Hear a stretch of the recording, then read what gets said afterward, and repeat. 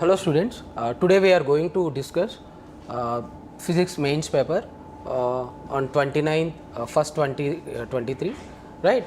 So now, so the very first question is a straightforward question, that is a force F is equal to minus 40x acts on a particle of mass 1 kg, where x is the position of the particle, right.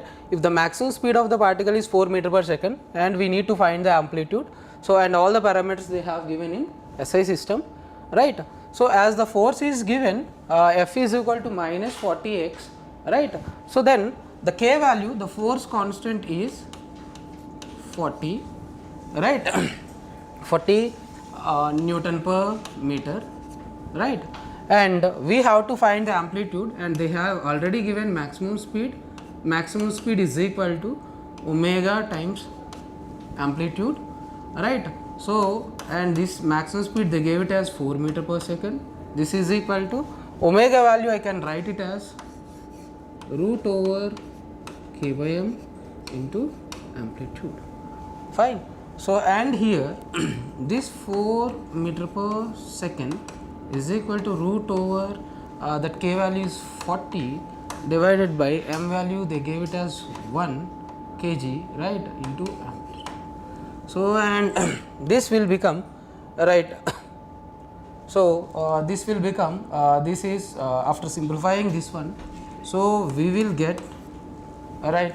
So that will be under root 40 means that is 4 tens and root, and this will become A is equal to, so 2 by root 10 meters, okay. This is the right. Next, so and the second question is again it is also straightforward question, right. So there are two inclined planes of different inclinations, of course, right, but one is smooth inclined plane and another one is rough inclined plane, right. So one inclined plane inclination is 45 degrees and for another one inclination is 60 degrees, okay, right. And if the ratio of time taken to slide on then is n, then find the coefficient of friction. They have given the ratios, of course, right. Now see, this is rough one and this is a smooth one. They have given on a smooth inclined plane the acceleration we know that is equal to g sin theta.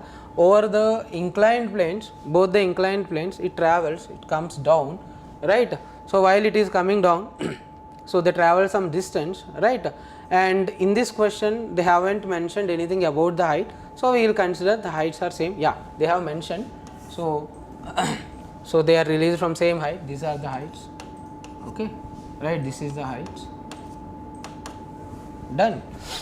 So now so they have given time taken are already given, ratios they have given, that is n they have given, and we have to find the coefficient of friction. So here if this height, if I consider it as h, then the distance covered, this will become, this is h by sin 45, you will get it.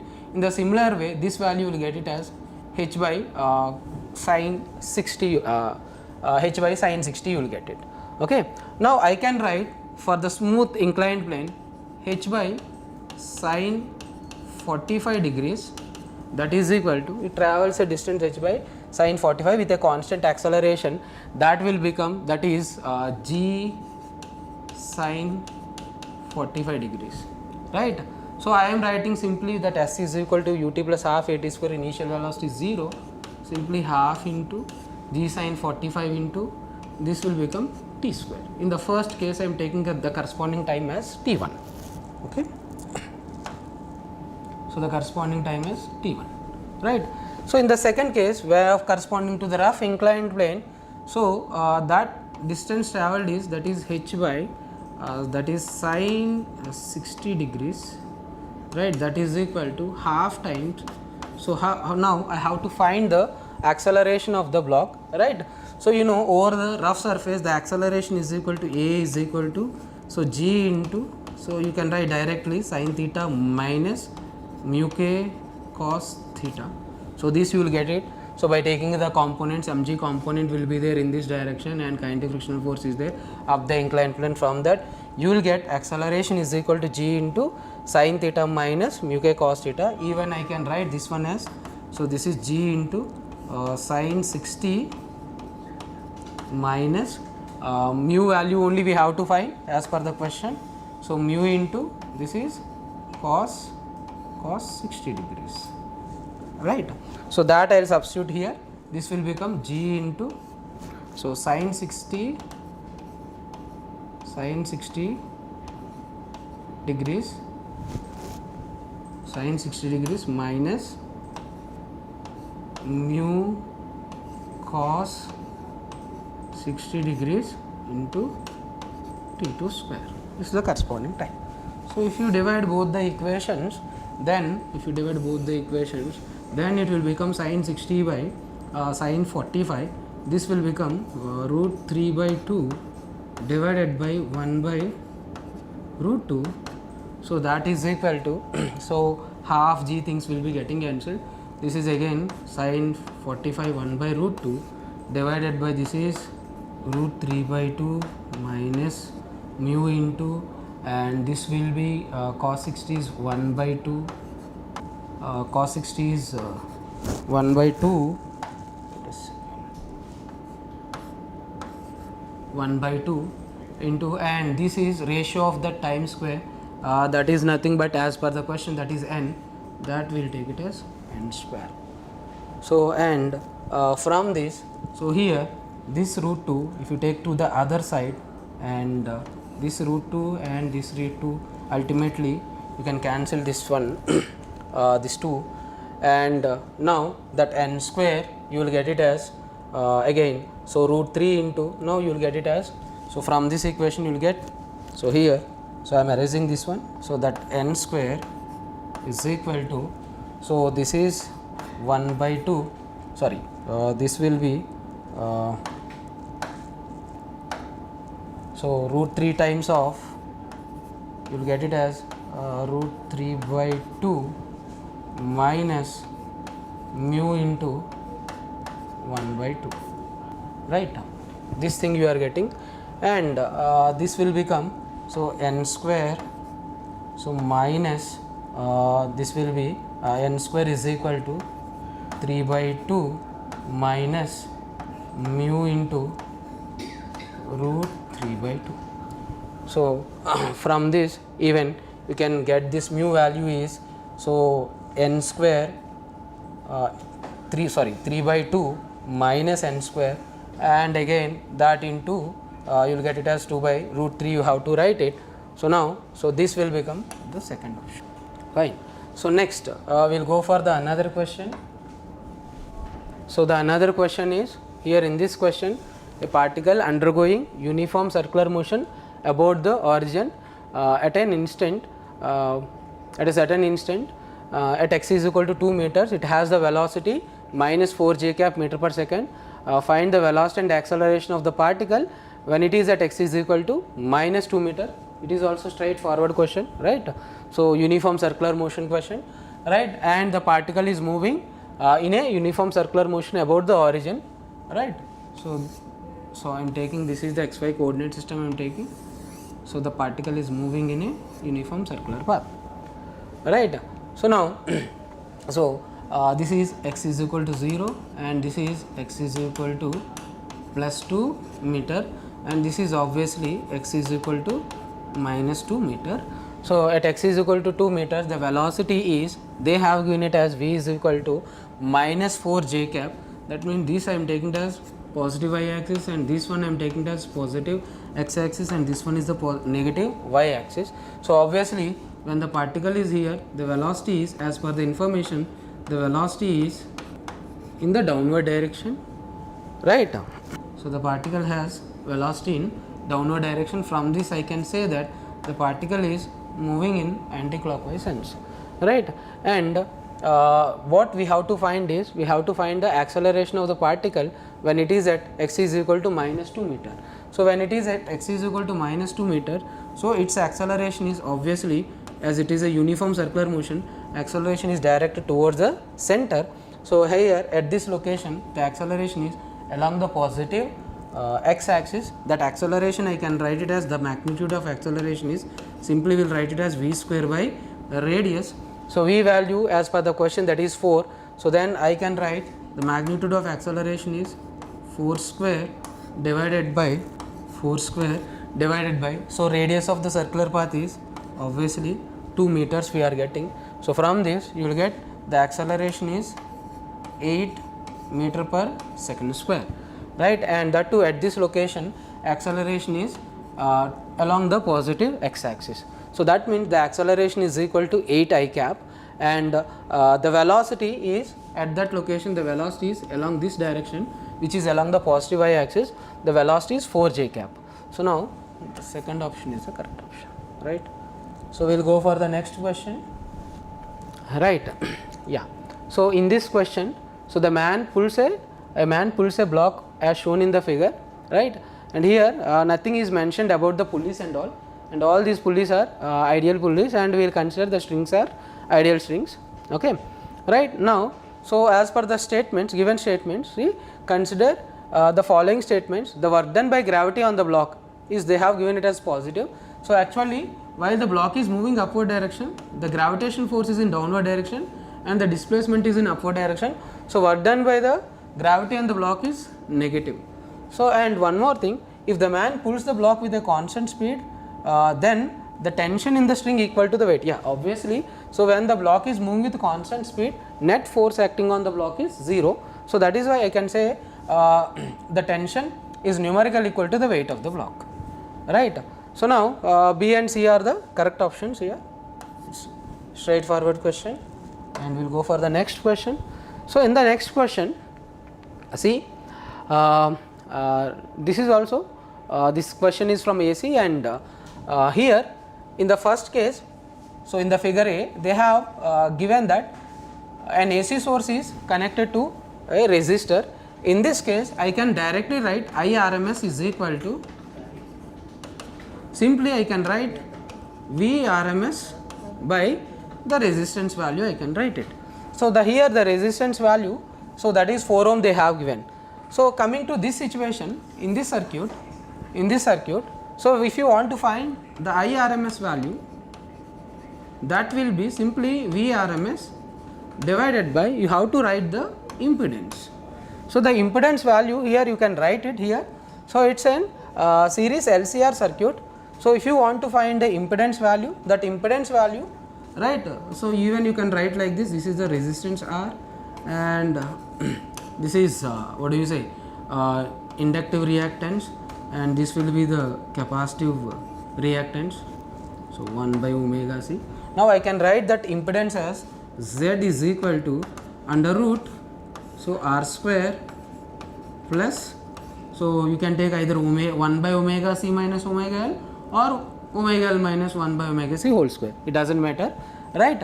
So here I can write this is 1 by omega C minus omega L whole square. So now as per the question, so here 1 by omega C minus omega L value you will get it as, this is 1 by omega C they give it as 5 ohm and omega L they gave it as 3 ohm. So that will become, this is under root, you will get it as R square is 4 square here, 4 square plus that value is 5 minus 3 whole square, and this value is VRMS, simply VRMS divided by that value is 4. So you have to compare these two. Obviously the RMS current in this circuit is more as compared with this one, okay, right. So as the impedance is more here as compared with the resistance here, so that's why RMS in the first circuit is more than the RMS in the second circuit. Done. Now coming to this question, right. So this is the question from the logic gates, right. So the inputs are we have to take at A and B, and those inputs are connected to NOT gate and the AND gate and the OR gate, right. So they are asking the final output. So let us check. Yeah, first I will consider A0 and B0, right. When you consider A0, B0, so as A is connected to, one terminal is connected to NOT gate, here you will get this one is 1, right, and this one is, you will get it as 0, and again B is connected to NOT gate as well as another terminal also, that is why this value will be 1 and this is 0, fine. So now if you think the output here, here and here, this will become, this is an AND gate. So the basic definition of the AND gate is when both the inputs are high, then only output is high, otherwise output is low. So that's why I'll get this is 0 and this is 0, right? Why? Because for this AND gate, so for this AND gate, one input is high, other input is low, so that's why obviously output is low, right? Same thing with this AND gate also. Now these input, again the outputs you are getting as 0 and 0 as well, right? Now, so you have to take the again, so these inputs are given to this OR gate, so let us check the output, and this again you will get it as 0. Now, so here in these two options only, 3 and 4 only, we have what do you say, for A0 B0 we have 0, output is 0, and if you check the one more output, so then easily you can sort out the equations here, right? So rather I will go for this 1 and 1.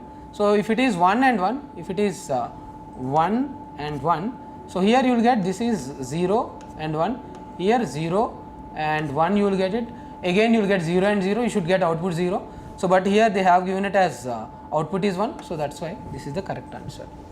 So the next question, so in communication system, right, so the maximum voltage is 14 MV and minimum voltage is 16 millivolt, right? In communication system the maximum voltage is 14 millivolt and minimum voltage is 6 millivolt.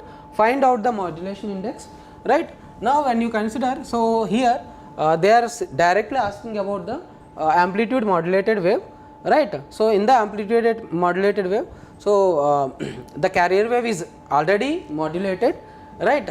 So once it is modulated, then only, so you can find a modulated carrier wave. So this is the modulated carrier wave, right? And in this modulated carrier wave, they have given the maximum amplitude and the minimum amplitude. So this is the maximum amplitude and this is the minimum amplitude. This is V max and this is V minimum. So directly you can write modulation index as mu is equal to, so V max minus V minimum divided by V max plus V minimum. So this will become, and here that is 14 minus 6 divided by 14 plus 6. So this will become 14 minus 6, 8 divided by this will be 20. So now this will become, so 4 by 5. 4 by 5, it's like 14 plus 6, right? Yeah. So I did committed a mistake. Wait a second. Yeah. So 8 divided by this will become, right? Yeah. This is 20 and this will become, yeah, fine, clear thing only. So this will become, we are getting it as V maximum plus V minimum and V maximum minus V minimum, right? This is 14 minus 6. 14 minus 6 is 8 and 14 plus 6 is 20 and this will be 4 by 5. So here we are ending up at 0.8. So we did not find the answer here. So modulation index only they are asking. Okay, right, 20 and it's okay, fine, right. So we did not find the option here, right. So next, the another question is, so the gravitational potential due to a solid uniform sphere of mass capital M and radius capital R at a point radial distance r and from the center, right, and smaller greater than capital R they have given from its center is equal to gravitational potential due to uniform solid sphere of mass capital M and radius r, right. So they are asking simply potential that will become for a sphere, solid sphere, if you consider a point which is at a distance r, so the gravitational potential is that you will get it as minus g capital M by small r. So over the surface you will get it as minus g capital M by capital R, right? And for internal point, of course, it will change. So it's a straightforward question, right? So next, right? So now, yeah, wait a second. Go for the previous question. Yes. Yeah, here I committed a mistake. Wait a second. Right here, this one is yes, this thing. So 4, yeah, 2's yeah, 4 2's and 4 5's, and this will become 0.4. Yes, this is option, right? So now, so another question, right? Now the resolving power of a compound microscope will increase with. So the resolving power of a microscope is nothing but, so here resolving power means, so first we have to find the minimum angular separation up to which a microscope can distinguish the things. The reciprocal of that thing will give you the resolving power. So the resolving power as given as, that is resolving power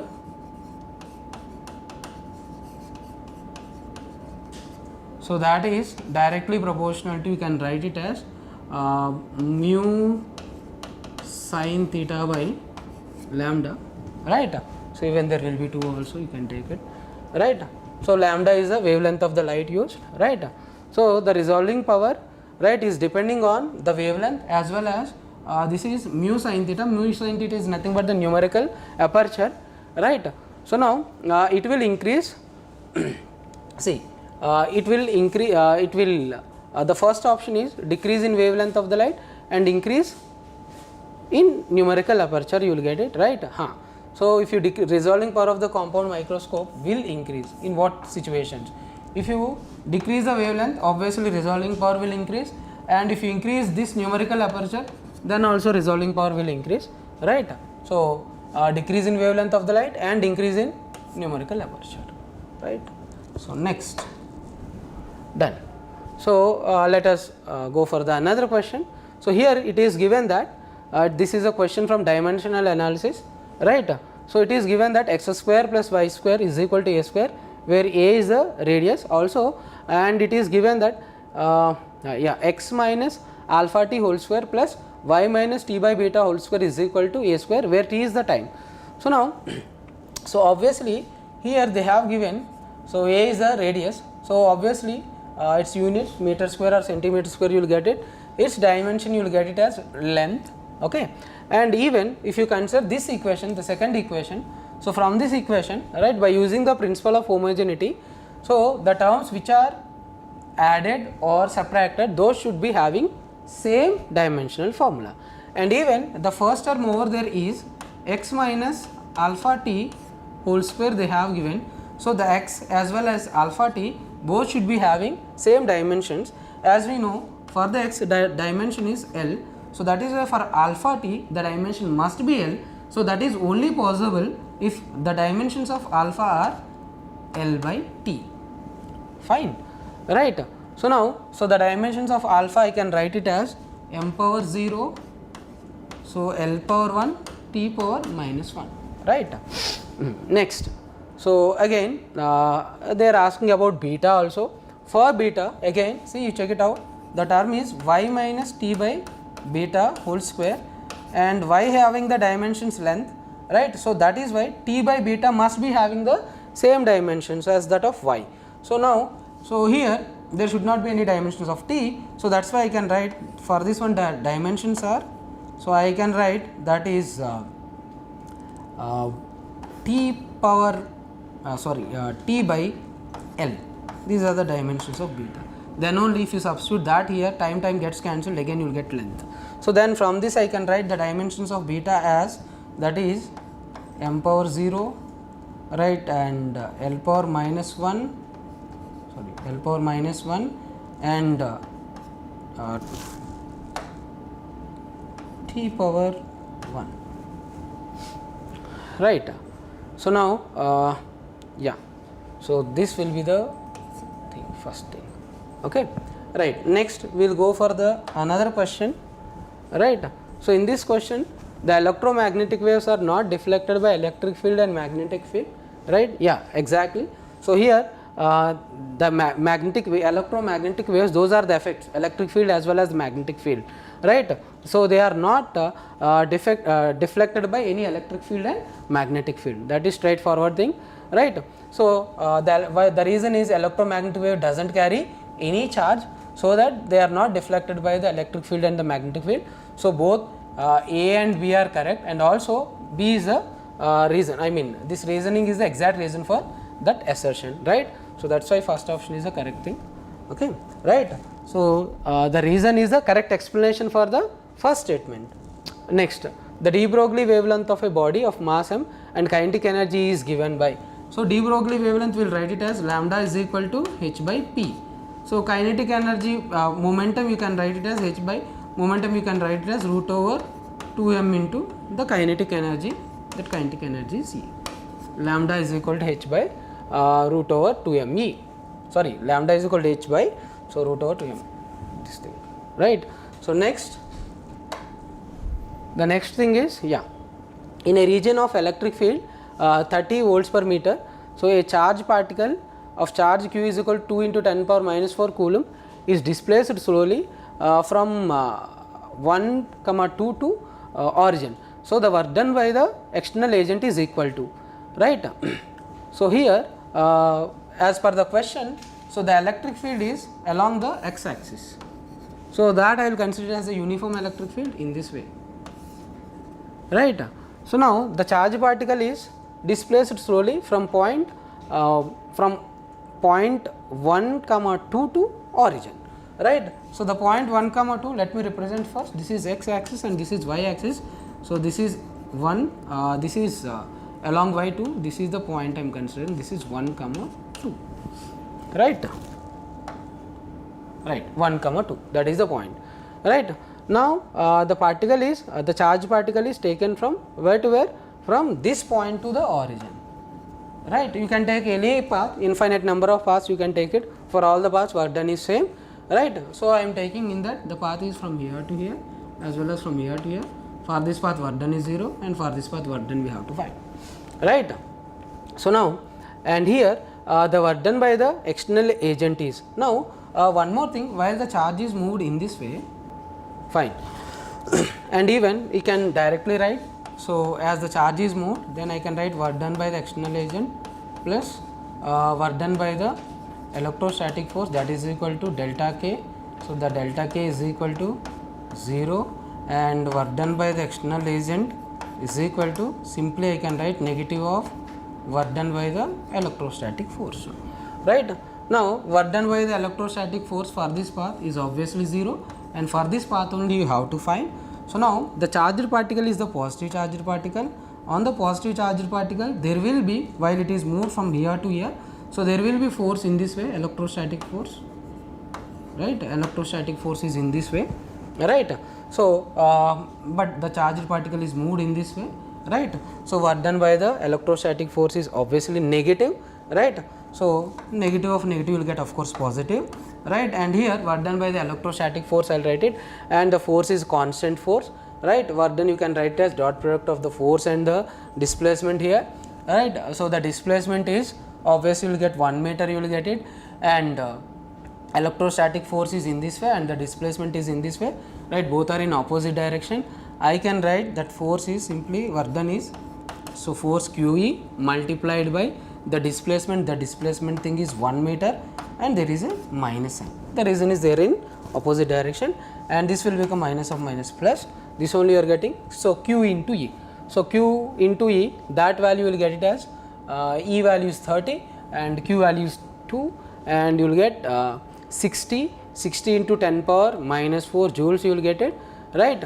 So this will become 6 millijoules, right? Again, so this question is basing on the potentiometer to find the internal resistance of an unknown battery, I think so, yes. So internal resistance of an unknown battery and here what they have given, consider the following potentiometer circuit when the switch S is open, right? So when this switch is open, right, so the corresponding balancing length they have given it as 300 centimeters, right? So corresponding to that balancing length, you will get the EMF is equal to, right, this EMF is directly proportional to that balancing length, I mean potential gradient into balancing length. We will get it in both the situations. If you do not disturb the primary circuit, then potential gradient remains same, right, at the balancing length condition. So, that is why E directly proportional to the balancing length. In the first case, that balancing length I am taking as L1, right, and coming to the second case, when the switch is closed, right, so there will be another balancing length, right. So, that balancing length is 200 centimeters they have given, I will consider it as L2, right.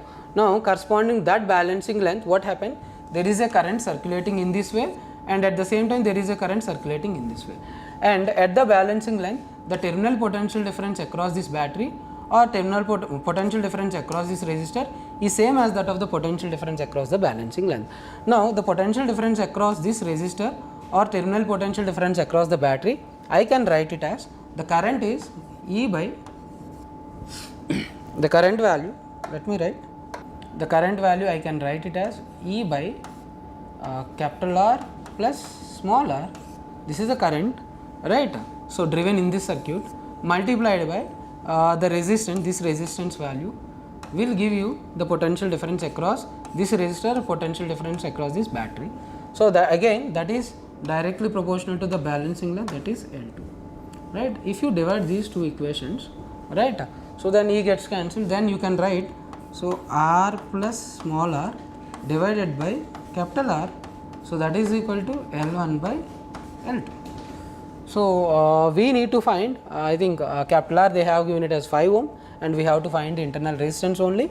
Then this implies 5 plus small r divided by 5 is equal to, you can write that value is 300 by, remove it, then cancel it, and here this will be 10 plus 2r is equal to 15, right. So, and this implies R is equal to, so this is 2.5 ohm you are getting. So, 2.5 ohm, fine, okay, this done. So, the next question, so this is the question basing on the RMS speeds and the average speed, right. So, at 300 Kelvin the RMS speed of an ideal gas molecule, the RMS speed of gas molecule is root over alpha plus 5 by alpha times the average speed of the gas molecules. Then find the value of alpha, and they are asking you to take the pi value is equal to 22 by 7, right. Now, the RMS speed you will write it as V RMS is equal to root over 3 RT by m naught, where m naught is the molar mass, T is the temperature of the gas in Kelvin square, right. This is the RMS speed, and the average speed, yeah. So, the average speed you will get it as root over 8 RT by pi m naught. So, at the same temperature only you have to take the ratio here, right.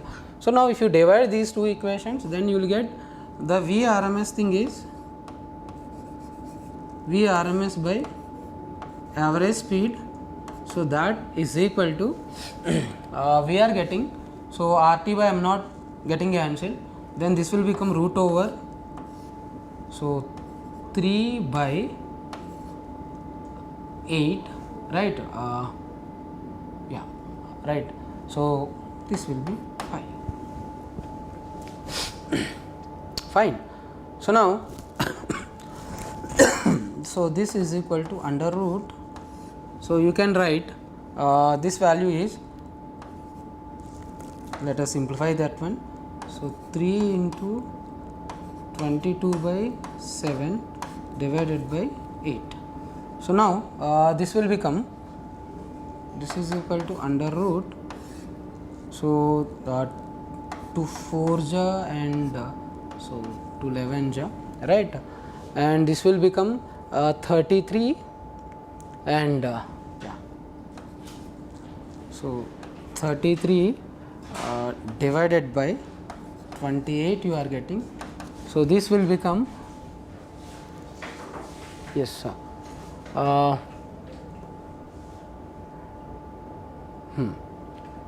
so this will be under root, you can write it as this 33 you can write it as 28 plus 5 divided by 28. So now the answer will be 28. Okay, right. So next I will go for the another question, right. So an alpha particle and proton are accelerated through the same potential. The ratio of the de Broglie wavelength of the alpha particle to proton is equal to 1 by root x. Then what is the value of what is x, right. So the de Broglie wavelength is given by lambda is equal to again h by p, that equal to h by p value is root over 2m into energy, I can write it, kinetic energy I can write it, but the alpha particle as well as the proton are accelerated through what do you say, they are accelerated through the same potential difference. When they are accelerated through the same potential difference, so they acquire the same kinetic energy, of course, right. So now but so here the ultimately the mass is different, so then I can write it, so lambda is inversely proportional to the root over mass, right. So now, so from this I can write the ratio of de Broglie wavelengths of the alpha particle to the proton they are asking, right. So lambda of alpha divided by lambda of proton, so that is equal to under root mass of the proton divided by what do you say, mass of the mass of the proton divided by mass of the alpha particle. Fine. So they have given that the ratio, they have given it as this as 4 under root 4. Fine. So and so so we need to find how much we have to find the ratio,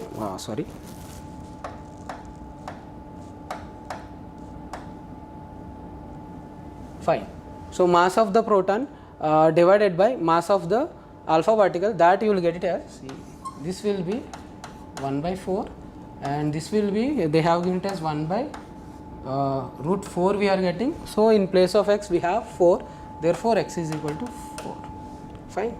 So next thing is the time period of rotation of a planet is 24 hours.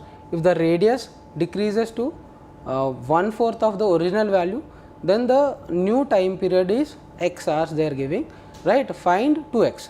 So we know time periods, square of the time period is directly proportional to the cube of the radius, right. And here so in one case the time period of the rotation of the planet is 24 hours, and in other case when the radius is some r, right. If it is reduced to 1/4, then what is the value of the time period they are asking, right. So from this I can write T1 square by T2 square is equal to R1 cube by R2 cube.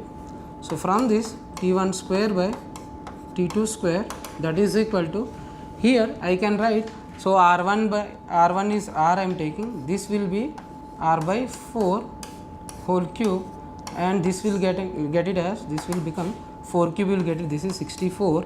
So this implies I can write, so T1 by T2 is equal to 8. Fine. So now and here so T1 value we got it as, this one is T1 value is how much, that value is 24 hours, and T2 value how to find, the T2 value you will get it as 3 hours, right. Fine. And but they are asking find 2x they are asking, right. So that will be 6. Next, so a projectile is fired with a velocity 54 km per hour. 54 km per hour means 54 into 5 by 18, this will become 15 meter per second, right.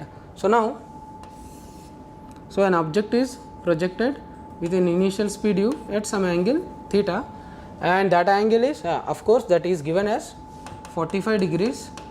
So with a speed, that speed is equal to, that is 15 meter per second. Obviously it travels in a parabolic path, right. So now the mass of the particle they have given it as 1 kg, and the angular momentum of the particle about the point of projection, about this reference point, you have to find in 1 second, during 1 second, first 1 second, right. So or else from t equal to 0 to t equal to 1, at t equal to 1 second we have to find the angular momentum, and that value they have given it as 5n by root 2, and what is the value of n, right.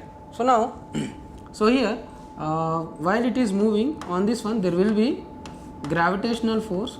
Because of the gravitational force, obviously the momentum is, vector is changing, right. Definitely there is a torque about this point due to the gravitational force. So usually you can write, so the, because of the torque angular momentum is changing, right.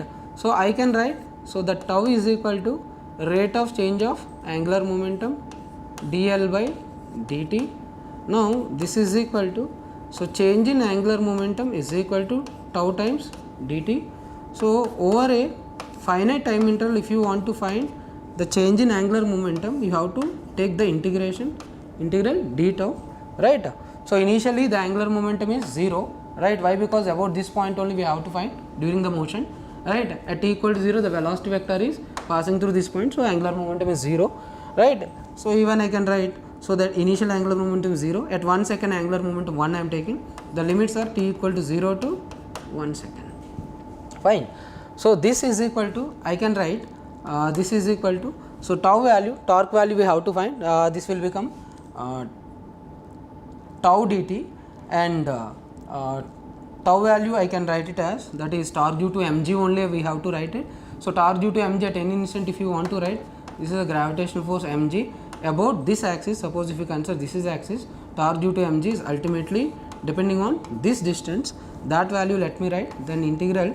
So tau value I can write it as mg into this distance at any time t, I can write it as u cos theta into t, okay, right. So mg into, so u cos theta into t into dt. So this will become, so mg value, so and u cos theta value also you can write it. So mg value and u cos theta value is constant over there, you can write mg into u cos theta, so into integral t dt, you will get t square by 2. So after that you can write the limits also. So this will become, so mg u cos theta, m value is 1 kg and that is 10, so 10 into u value you will get it as 15 cos 45, so that will become 15 by root 2 into 15 by root 2. So into the limits are t is equal to 0 to t is equal to 1. So if you substitute that thing, this will become 1 by 2 after taking the limits. So now this will become, right, and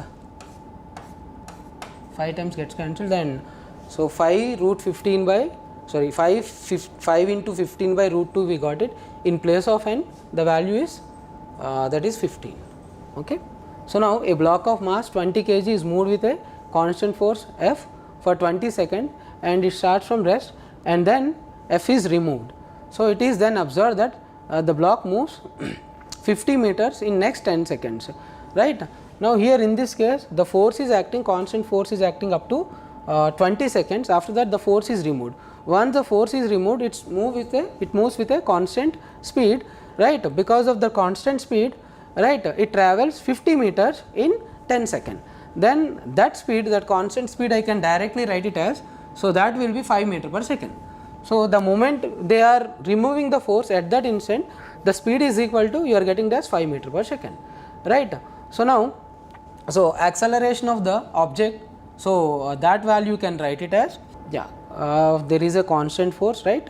So now velocity acquired is in 20 seconds, velocity acquired is, that is 5 meter per second. Then v is equal to initial velocity, a block moved with a constant force starting from rest, initial velocity 0 plus acceleration, if you want to write, that is force by m into time. Fine. So now this v value, so as per the question, that is 5 meter per second. So that is equal to, so f by mass value they have given it as 20 kg into t. So the t value is also how much? That is 20 second, right? So then f value will get as 5 Newton. Fine, right? Next. So the next question is the atomic mass number of a nuclei A is 16 and half life is 1 day. Right, the values of nuclei B are 32 and okay, right. So here you have to understand this question. The atomic mass number of nuclei A is, that is 16 and half life is 1 day. The same values for the other nucleus B are that is 32 and half life is half day. So and so 320 grams of each A and B are taken initially, then find the ratio of their number of atoms are present after 2 days, they are asking, right. So number of nuclei present in the sample at any time t is equal to n is equal to n naught into e power minus lambda t, right. So now and here, so in this case even lambda you can write it as t half is equal to ln 2 by lambda, or else lambda you can write it as ln 2 by t half, this you can take it, right. And here, so they are asking initially the number of nuclei they haven't given, but they gave the mass of the sample, both are of 320 grams only. The number of nuclei you will get it as that 320 grams divided by mass number will give you the number of nuclei, right. So directly I can write it. So this one I can write Na by Nb, that will become, so this is 320 grams divided by for this one this is 16 into e power minus lambda A, e power minus lambda A into t divided by this will become again 320 grams divided by this will be 32 into e power minus lambda b into t. Fine. Okay. So that ratio only you have to find, this gets cancelled and this will be, so 2 times, the 2 will be in the numerator, then you can write, so Na by Nb is equal to, so 2 times, right, this will become e power minus, so lambda value you can write it as what you can write it e power lambda A, that lambda A value is as per the thing you can write it as ln 2 by t half as per this situation, that is given as t half is equal to half life for A, they gave it as 1 day. So 1 day into, they are asking in time 2 days, and that means multiplied by 2, right, that divided by, so here the same thing I will write it e power minus ln 2 by, so the half life for this one is for the second one is, that is 1 by 2 into time is 2. So again this will become, so this entire thing you will get it as 4 in the numerator you will get it. So now this is 2 and this will become, so 2 into this will be e power you are getting it as 4 you will get it, this will become 1 by 4 you will get it, and so here also you will get 2 power 4 you will get it, 1 by 2 power 4 you will get it. So this will become e power ln of what do you say, this is 1 by 4 divided by again e power ln of, so this will become 1 by 60. So you can remove this entire thing and you will get 1 by 4, here also 1 by 16 you will get it. So ultimately you will get it as, so this will become 2 into, so this is 1 by 4 divided by 1 by 16. This will become 4 to you will get it as 8. So the ratio of the number of nuclei of the atom present after 2 days is equal to 8. Okay, that's all. Thank you so much.